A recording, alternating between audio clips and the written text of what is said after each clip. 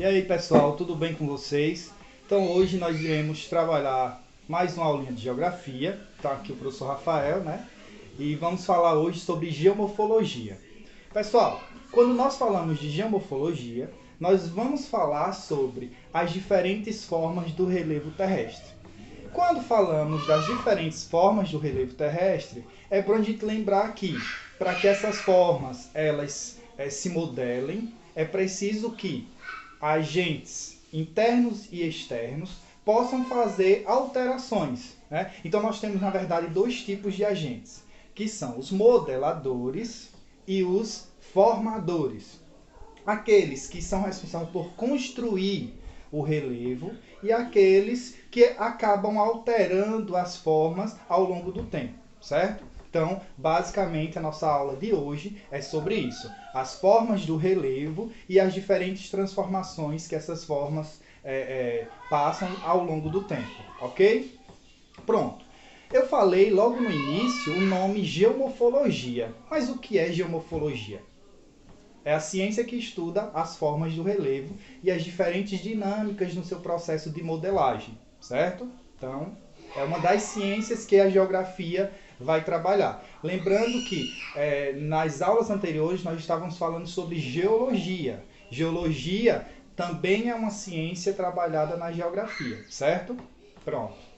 Para falar sobre geomorfologia, nós iremos partir de dois elementos, que são os agentes endógenos e os agentes exógenos, certo? O que são esses agentes? Basicamente são os modeladores e formadores do relevo. Na verdade, pessoal, os endógenos, eles são os chamados agentes internos de alteração do relevo.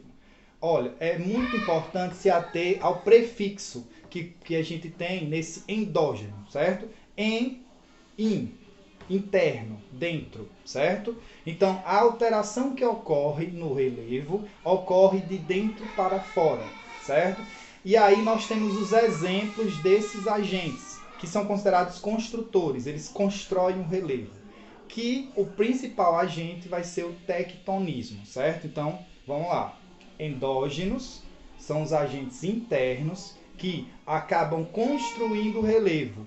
E o principal elemento que vai causar essa construção do relevo é o tectonismo, certo? Então esse é o primeiro.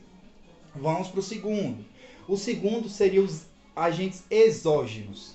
Exógeno, olha o prefixo ex, externo, certo? Então a alteração que eles provocam no relevo acontece fora, acontece na superfície.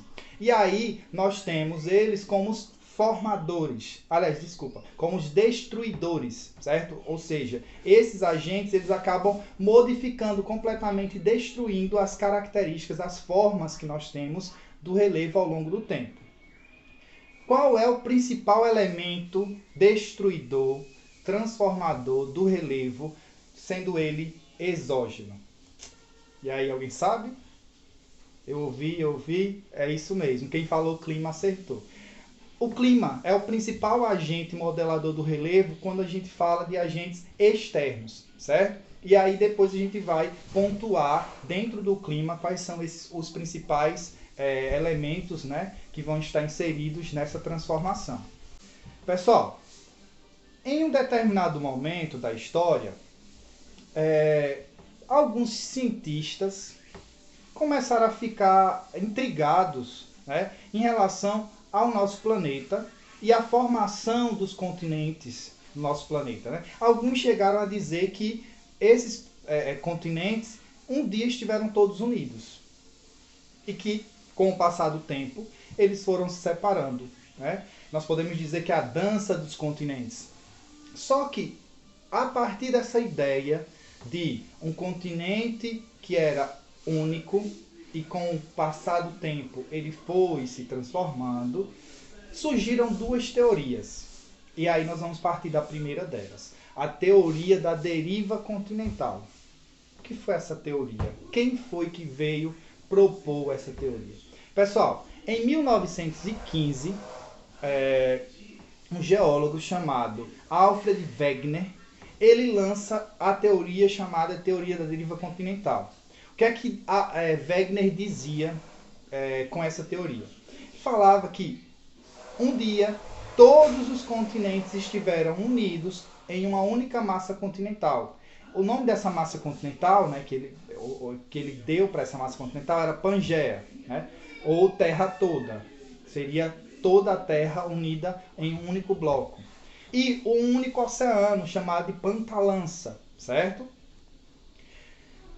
Só que para ele escrever um livro, o nome do livro era A Origem dos Continentes e Oceanos, e nesse livro ele lançou um monte de evidências, né? Um conjunto de evidências para dar sustentação à sua teoria. Uma dessas evidências, pessoal, falava em relação ao formato dos continentes. E aí a principal observação que foi feita por Wegener foi o formato da América do Sul e o formato da África. O formato desses dois continentes parecia que se encaixava como peças de quebra-cabeça. Além disso, ele observou que fósseis podiam ser encontrados nesses diferentes pontos da superfície terrestre. E um conjunto de evidências que foram sendo colocadas nesse livro que levou à conclusão de que os 6 continentes que nós temos hoje um dia estiveram unidos em uma única massa continental. Mas, na época, ele foi muito questionado. Os cientistas, a maioria deles, não levou a sério o que Wegener havia lançado. Por quê? Wegener não conseguiu explicar uma coisa. O que foi que Wegener não conseguiu explicar? Basicamente, ele não conseguiu explicar o motivo, o que levou a esse deslocamento dessa massa e essa fragmentação dessa massa continental para formar os 6 continentes que nós temos atualmente. Né? Então, essa foi a dificuldade, que só veio a ser provada. Wegener, infelizmente, já tinha falecido quando a sua teoria ela foi aceita, porque na década de 70, né, um conjunto de cientistas estavam fazendo um mapeamento do assoalho oceânico e neste mapeamento, eles chegaram à conclusão que o planeta estava dividido em grandes blocos rochosos e que esses blocos rochosos estavam sob uma camada magmática. E isso provocava o quê? Uma movimentação desses blocos. E essa movimentação ocorre constantemente e é o que fez com que os continentes se separassem. Ou seja, a teoria da deriva continental só veio a ser provada de fato com a teoria das placas tectônicas da década de 70. Ok? Até aí tudo bem? Vamos lá.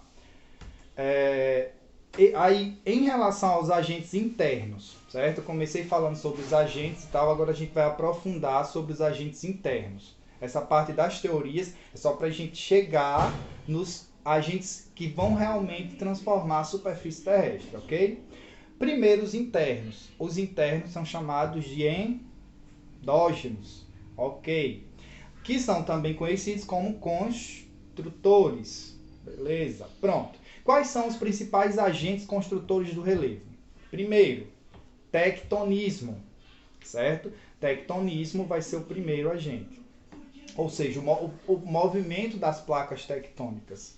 O segundo, vulcanismo, certo? Que vai ser a chegada do magma à superfície terrestre. E o terceiro, os abalos sísmicos, certo? Então esses vão ser os 3 agentes internos do relevo, ok? Pronto. Falando sobre tectonismo, nós vamos ter 2 formas de movimentação da crosta terrestre. A epirogênese e a orogênese. Eita, professor, quando o senhor começa a falar desses nomes já me deixa confuso. Relaxe, relaxe. Vamos lá. Pessoal, quando a gente fala de orogênese, a gente está falando da formação de dobramentos modernos. Então, sempre quando vocês escutarem orogênico, vai se referir à formação de montanhas. Então, exemplos de locais onde ocorre movimento orogênico. Cordilheira dos Andes, nós temos também o Himalaia, os Alpes, Atlas na África. Ou seja, essas áreas é uma região onde está ocorrendo o contato, né, o choque entre as placas tectônicas. Lembrando que as placas tectônicas vão realizar 3 movimentos. Convergente, choque das placas. Divergente, e aí o afastamento dessas placas. ou o movimento transformante, quando as placas elas se raspam e formam falhas, semelhante à falha de San Andreas, né, nos Estados Unidos. Pronto. Aí, pessoal, nós temos esse movimento orogênico, certo? Que é um movimento horizontal, certo? Ó, movimento horizontal, que aí vai acabar formando esses dobramentos. Por que se formam esses dobramentos? Vai depender do tipo de rocha, certo? Se eu tenho uma rocha que ela não é tão resistente, ela vai acabar nesse choque fazendo dobras, como vocês podem ver na imagem aqui do lado, certo? Então nós temos vários tipos de dobras diferentes, vai depender do tipo de rocha que a gente tiver na região, certo? E o segundo tipo, a orogênese, formação das montanhas. O segundo tipo vai ser a epirogênese. Na epirogênese, o movimento vai ser vertical, certo?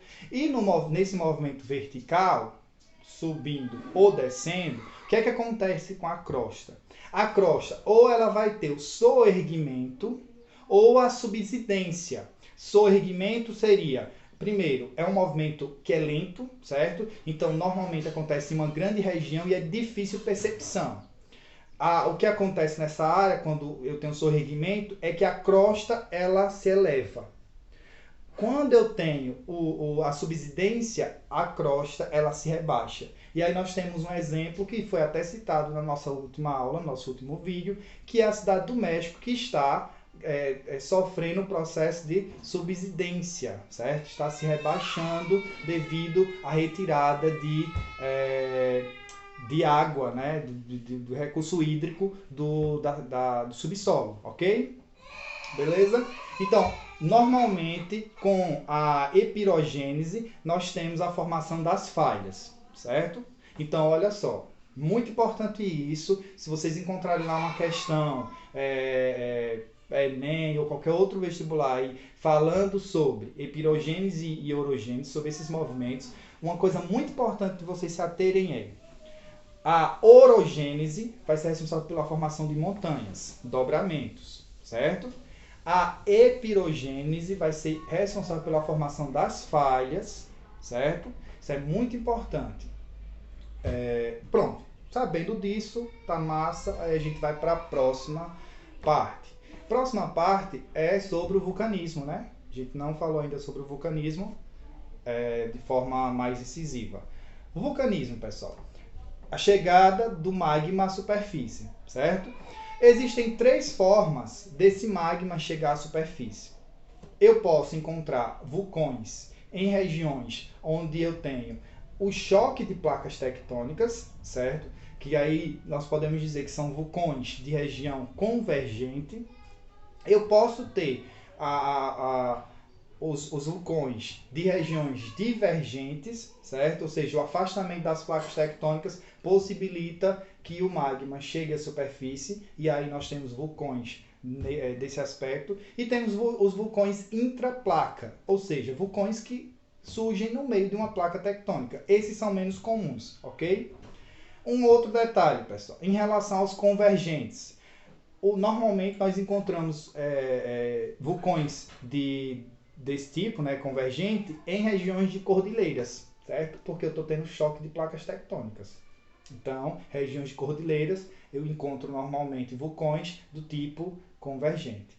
Beleza? O segundo, que é o divergente, dorsal mesoatlântico. No meio do Oceano Atlântico existe uma cordilheira, mas essa cordilheira ela fica submersa e ela é responsável, certo? Aliás, ela surge a partir dessa separação das placas tectônicas, certo? Quais são as placas que vão estar se separando para formar o dorsal? Placa africana e sul-americana, certo? E o intraplaca? Eu vou dar 2 exemplos de ilhas que surgiram a partir de vulcões em regiões no meio de placas tectônicas. Primeira, Havaí, certo? O Havaí, o conjunto de ilhas, né, o arquipélago do Havaí, ele é formado a partir de vulcões em regiões de intraplaca, certo? Ou seja, no meio de uma placa tectônica.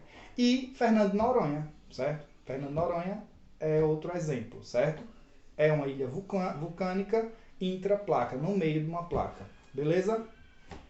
E um detalhe muito importante é a região do Círculo de Fogo do Pacífico, que é a área de maior concentração de vulcões do planeta, certo? Região do Círculo de Fogo do Pacífico.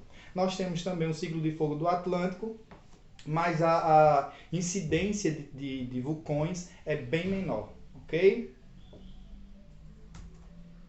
Sobre os abalos sísmicos, pessoal. Primeiro, que é o abalo sísmico, são vibrações que ocorrem na crosta, certo? Então, essas vibrações que ocorrem na crosta terrestre, elas vão ter intensidades diferentes. Ela normalmente é medida na escala Richter, né? Richter. E quanto maior a intensidade, normalmente maior o poder de destruição. Normalmente, porque não é bem assim que funciona. Pessoal, quando nós falamos de abalos sísmicos, dos terremotos, eu vou ter o nível de intensidade de destruição vai depender de alguns elementos. Quais são os elementos? Primeiro, subsolo. Qual é o tipo de rocha que se concentra nesse subsolo? Depois, duração do terremoto, duração da vibração, certo? Quanto maior o tempo, maior o poder de destruição. Profundidade, pessoal. Vamos lembrar que o abalo sísmico ocorre. Eu vou ter o epicentro e o hipocentro. O hipocentro é justamente o local onde iniciou-se o processo vibratório, certo? Onde o abalo começou. Então, acima da superfície, nós temos o quê? A região onde as ondas, né, vão chegar com maior intensidade, que é o epicentro, certo? Então, o que acontece? Quanto mais profundo o local, né, o hipocentro, menor a intensidade que ele vai chegar na superfície, então ele vai causar menos danos. Quanto mais próximo à superfície, a intensidade desse terremoto tende a ser maior, certo? Frequência, certo? Porque nós temos, quando falamos de abalo sísmico, não é um abalo, certo? É um abalo seguido de abalos subsequentes. Então, dependendo da frequência, dependendo da força dos abalos subsequentes, a intensidade de um terremoto vai ser maior, ok? E também o poder de destruição dele. Outro detalhe, pessoal. Qual o principal elemento que vai ditar a destruição provocada por um abalo sísmico? E aí? Esses que eu já citei, mas tem um que é fundamental em relação à destruição em áreas ocupadas, né, em áreas urbanas, que vai ser a infraestrutura, pessoal. A infraestrutura vai ser determinante. Os materiais em que os prédios são construídos, enfim. Qual a tecnologia utilizada para construir os prédios que estão em uma área de tectônica de placas ativa? Pessoal, nós temos dois exemplos que vai nos mostrar essa diferença de infraestrutura, certo? 2010, Haiti. Acontece um terremoto de 7 graus na escala Richter. E nesse terremoto, o que aconteceu? Chegou a destruir 70% dos prédios de Porto Príncipe. Certo? Ou seja, as construções de Porto Príncipe, 70% foi destruída no terremoto de 7 graus, de 2010. E mais de 200 mil mortes, certo? Olha só. Itália, 2016. Um terremoto de uma intensidade um pouco menor, 6,2, mas nós só tivemos 291 mortes. Lembrando, esse mais é comparado ao de Porto Príncipe, certo? Do Haiti. Milhares de desabrigados, mas a destruição foi muito inferior. Por quê? Infraestrutura, treinamento. Poderia citar Japão, certo? Normalmente é o mais citado, né?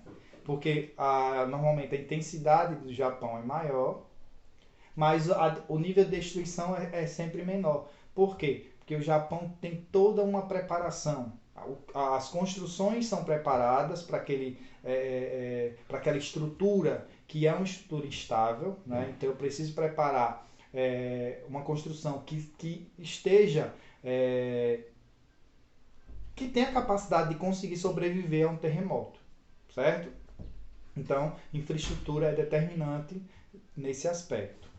E, beleza essa parte, aí a gente parte para os agentes externos, certo? Então, até agora a gente estava falando de agentes internos. A gente agora entra nos agentes externos. Nós temos dois principais agentes externos, que são os tidos como os principais, que é o intemperismo e a erosão, certo? Intemperismo vai ser o desgaste, a decomposição e a desintegração das rochas. E que pode acontecer a partir do vento, da água, das diferentes temperaturas, certo? No caso do intemperismo, pessoal, existem três tipos. O intemperismo físico, que ele vai se apresentar a partir, por exemplo, de amplitude térmica, diferenças de temperatura, né? Vai acabar provocando uma desintegração da rocha. Nós temos o congelamento, as correntezas, certo? Então, esses daí vão se configurar como intemperismo físico. Ele vai acabar causando um desgaste na rocha e automaticamente mudando as formas da superfície. O químico, e aí com o intemperismo químico nós temos principalmente atuando em regiões calcáricas, né? E a água vai ser o principal elemento químico que vai causar alterações. Nós temos a formação de estalactites e estalagmites, por exemplo, alteração da superfície. Os biológicos são plantas e animais que acabam alterando a rocha, provocando desintegração, né? Decomposição da rocha. Temos também, pessoal, a erosão. A erosão, ela vai se caracterizar como o desgaste, aí vai ser uma sucessão, né? Porque vai ser o desgaste associado ao transporte e à deposição desses materiais, certo? No caso da erosão, nós temos alguns tipos, né? Erosão eólica, provocada pelo vento, erosão fluvial, provocada pelos rios, erosão marítima, pelo mar, certo? A marítima, em alguns casos, você vai encontrar como costeira também. O gelo, que vai provocar a erosão glacial. A erosão laminar, certo? Erosão laminar pluvial, certo? Fluvial, lembrando, rios. Pluvial, água da chuva. Essa laminar vai resultar em vossorocas, né? A produção de vossorocas e ravinas. Pessoal, só para fazer uma diferenciação entre essas formas de relevo, certo? Nós temos sulcos, que, um exemplo, começou a chover. A água ela começa a percorrer um caminho para chegar até as áreas mais baixas, certo? Então, a água vai começar a produzir um caminho que vai ficar registrado, vai ficar marcado na superfície. Só que, ao longo do tempo, esse caminho se desfaz. Esses caminhos podem ser chamados de sulcos. Ravinas é quando esses percursos que a água provoca, eles acabam tornando-se... ele não se altera mais, né? Ele fica registrado na paisagem. Então aquele caminho ali, ele é permanente, certo? E a vossoroca já é devido a uma atuação subsuperficial, ou seja, primeiro, a vossoroca ela não começa de cima para baixo, a formação dela é de baixo para cima, certo? Então, o processo erosivo começa de baixo para cima. Então, a tendência é que, se está aqui, né, se essa parte aqui está passando pelo processo de vossorocamento, a tendência é que aos poucos vá subindo, certo? Então, tem uma atuação muito forte da água que fica na região subsuperficial, certo? Ou seja, abaixo da superfície. Ok? Pessoal, a aula de hoje acaba aqui, certo?